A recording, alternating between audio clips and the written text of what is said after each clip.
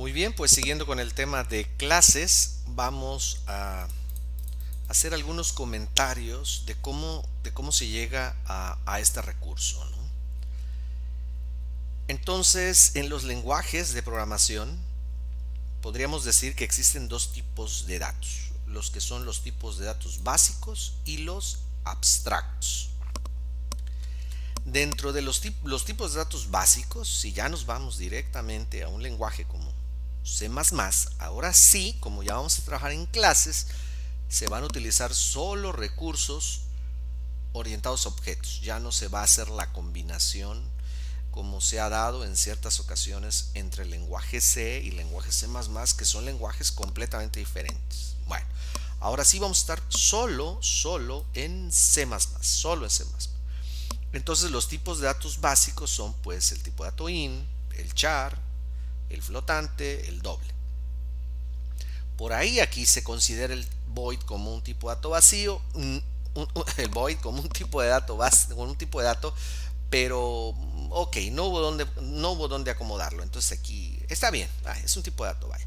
Ahora, existen modificadores que hacen que estos tipos de datos sean como combinados y otros lenguajes los manejan como si fueran directos, es decir, en C aparecen con dos palabras y en otros lenguajes como una sola, ¿no? Entonces, bueno, ok, entonces existe el modificador sin signo, con signo, el long y el short. Ok, entonces a estos tipos de datos también se le conocen como estructuras simples. Muy bien, por otro lado existen los tipos de datos abstractos y es el que crea el programador. Y para crear un tipo de dato hay que auxiliarse en lenguaje C de la palabra struct.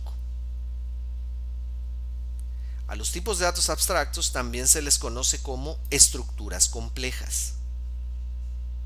Y otros nombres que reciben los tipos de datos abstractos son estructuras, registros y tipos definidos por el usuario. En el caso del lenguaje C se llama struct, existen otros lenguajes que le llaman register y bueno, cada lenguaje puede tener su propia definición o su propio nombre. Entonces en el caso de C es struct. Y veamos algunos ejemplos. ¿Por qué es conveniente utilizar el término struct?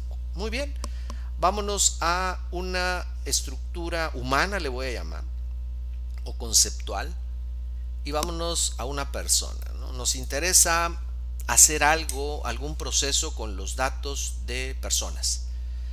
Entonces, pues nos interesa guardar su nombre, la edad, el género.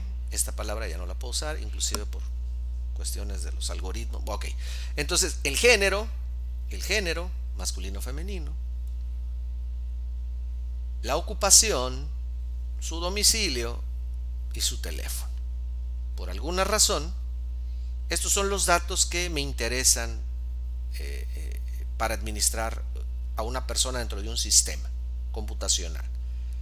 Bueno, ¿cómo se representaría en una estructura? Pues la palabra reservada struct, se abre una llave, se cierra una llave y punto y coma. Entonces este es el lienzo, básico para poder hacer la definición de un struct, ¿no? Esta es la sintaxis mínima.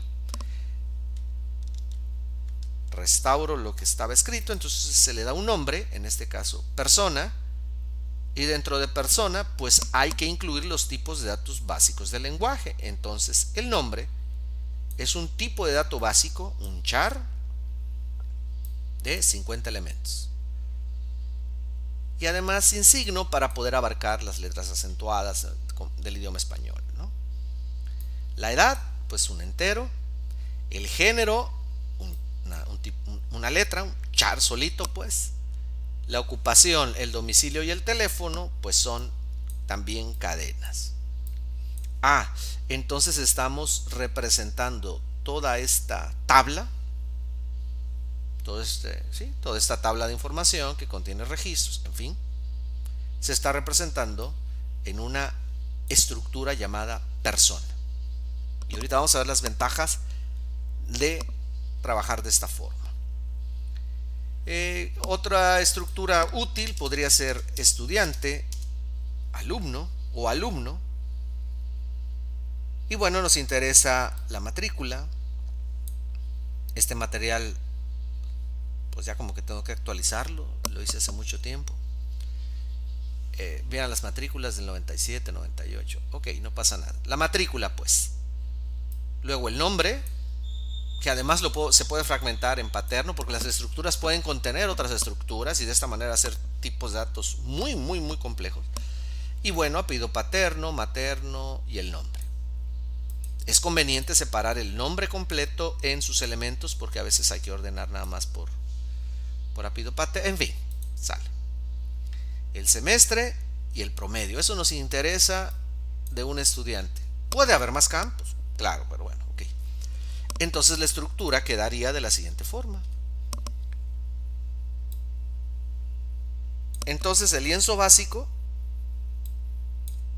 es la palabra struct, llaves y punto y coma. Después hay que asignarle un nombre. Su servidor aquí le está poniendo alumno. Y después cada uno de los campos. Entonces este campo, pues como un entero largo, un long.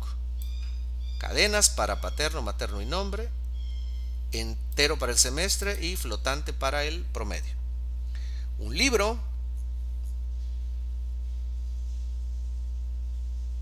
Me quedo callado para que pues, una imagen dice más que 1000 palabras, ¿no?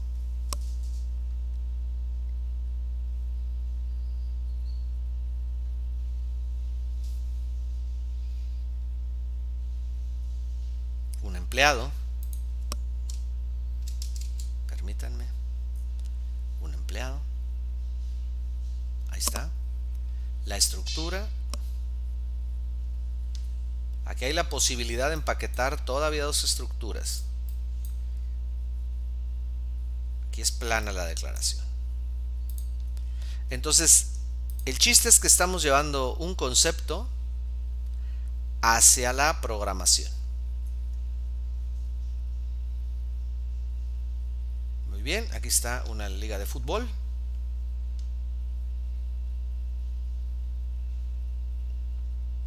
Igual, el primer equipo ya ni existe. Pues su servidor está en Chiapas, ¿no? Para no cambiarlo, para no hacer ajustes, ahí lo dejamos, ahí lo mantenemos, ¿no? Aquí, a diferencia de las otras estructuras, en esta estructura hay datos de entrada y también hay datos de salida o datos de proceso. Entonces, dependiendo qué se va a poner en puntos, pues dependiendo de lo que pase en esta tabla, en esta parte de la tabla, pues se va a definir este campo. Por eso aquí están inicializados como en 0 y en cadenas vacías, ¿no? ¿Sale? Claro, estamos hablando de la liga de fútbol pues mexicana, pero esto puede aplicarse a cualquiera, ¿no? ¿Sale? ¿Correcto? Muy bien. También existen las estructuras técnicas. Vamos a llamarle técnicas, por ejemplo, a quiero administrar un campo para manejar la hora, el minuto y el segundo. Entonces lo empaqueto en una estructura llamada tiempo. De hecho, los lenguajes de programación por lo regular ya tienen definido un struct time dentro de sus estructuras, ¿no? Aquí está la estructura fecha. Inclusive puedo trabajar a nivel de bits. Puedo trabajar a nivel de bits. Este es un recurso interesante, ¿no? En lenguaje C. Digo lenguaje C porque esto no tiene nada que ver con la programación orientada a objetos. ¿Sale? Entonces por ahí existen protocolos por bits para algo, ¿no? Entonces esto en realidad ni siquiera es un tipo de dato básico. Son bits. Un bit, 2 bits, 3 bits, en fin. O coordenadas X y Y, ¿no? Y lo más importante, las estructuras sirven para empaquetar datos. Empaquetar datos. Y las clases después van a empaquetar datos y código. Entonces aquí digamos lo importante, lo que hay que resaltar es que las estructuras sirven para empaquetar datos y de esta manera administrarlos mejor en un programa.